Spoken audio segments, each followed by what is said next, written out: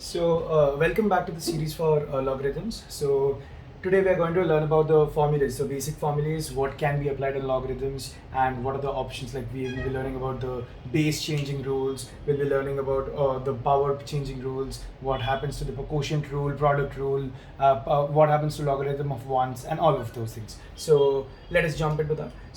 But before we go into the formulas, let us go into the basics of logarithms once more. So we know that this is equals to y. So this, in the previous video, I have told you about how a logarithm looks like. So this is read as logarithm of a with respect to b, and it is given as y. So if you assign a value of y to this logarithmic operator, so we can rearrange and write that b to the power y is equals to a. Okay, so this is basically how we rearrange a logarithmic formula into a power rule.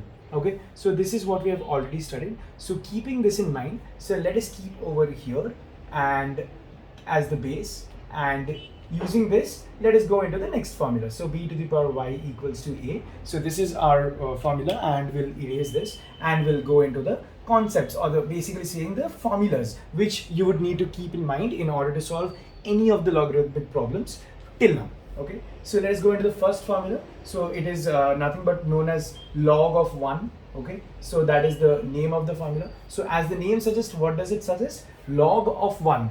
Am I speaking of any base over here? No. So that means what? So log of 1 irrespective of any base. Okay, over here. So let us write down that this is equals to y for now, because we already know. So when, so this you can convert as b to the power y equals to 1 using our main formula over here. Let me circle this. So okay, so we know that this is our main formula. Using this, we can write down that b to the power y equals to 1, base to the power variable equals to 1. So when do we get equals to 1 over here? So only when that this value is equals to 0. So we know that anything to the power 0 is always equals to 1. So that means we can write down clearly over here that the log of 1 will always be equals to 0.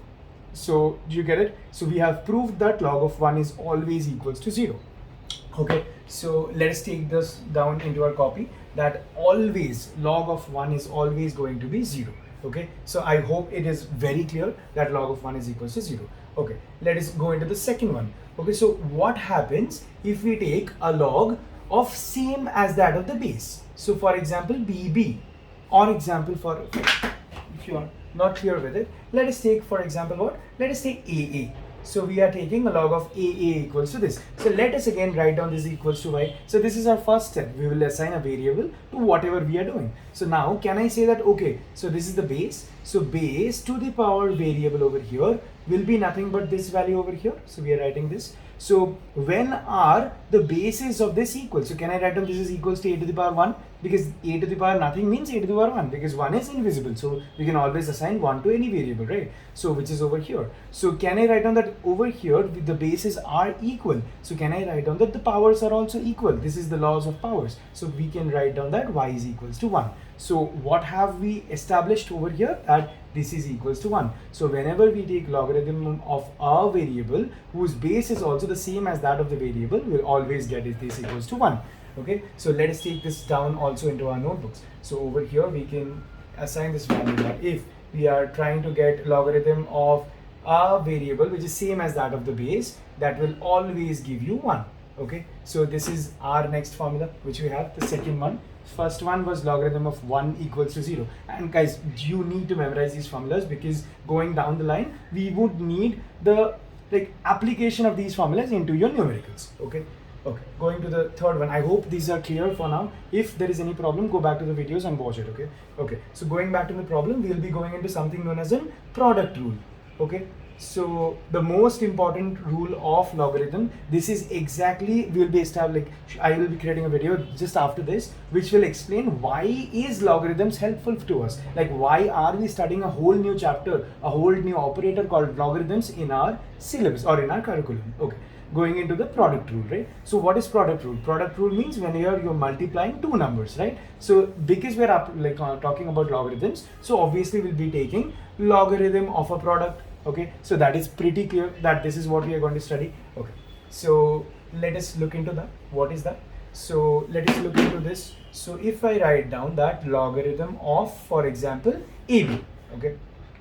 Okay, so let us take a logarithm of a times b. So this is what we are taking, and let us take a base, any base. For example, see, it doesn't matter to me, but we are saying that if we have a form like this, where we are taking a logarithm of a product, okay, so that is a product rule. So this we can break it down as log of a base c. Base remains constant because we only have this over here, and there is a plus over here which is telling you again b and c. So can you see that the base over here, c, c, c, all the bases are constant. So the product which we had, the two values of the product a and b, that can be written as over here log of a base c plus log of b base c. So this is how we can break a product from like into a plus format. Okay, so we always so what is the purpose of doing this? Because see, we always know that the product of a number is huge, right? But the plus of a number is much easier to calculate. So that is why we are breaking it down,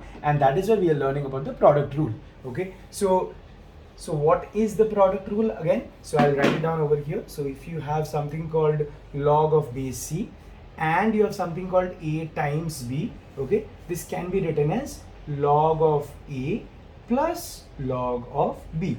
So be very clear that these have the same basis as the initial one. So this is the logarithm of like product of logarithms. Okay, so this was our formula. So let us go into the fourth rule, which is known as the quotient rule. Okay.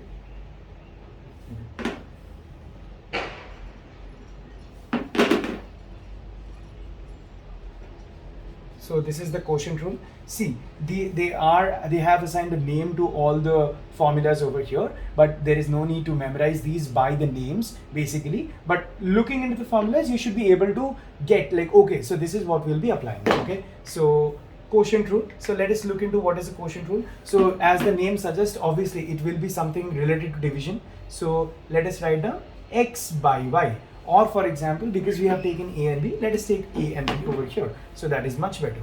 So let us take a by b and let us keep the base as same. So we are taking logarithm of this division over here, a by b, and as c as the base. So this can be written as, so the product over here, when we had a product, it was given as plus, and as you can guess, because we have a division over here, so we will be taking a subtraction over here. So this will be giving you b and base c. So this will be written as log a by b base c will be given as log a base c minus log b base c. So whatever is in the denominator, that will go after minus, whatever is in the numerator, that will come before the plus. Okay, so this is very clear. And from this concept, you already know that a by b is not defined when b is equals to 0, because whenever you have a 0 in the denominator, you cannot break a number into 0 parts. So that is basically what is division all about, right? So that is why b cannot be 0. So clearly over here b cannot be 0. So you are very clear that over here b cannot be equals to 0. Okay, so these are our main 4 formulas, the basic formulas for now for this chapter.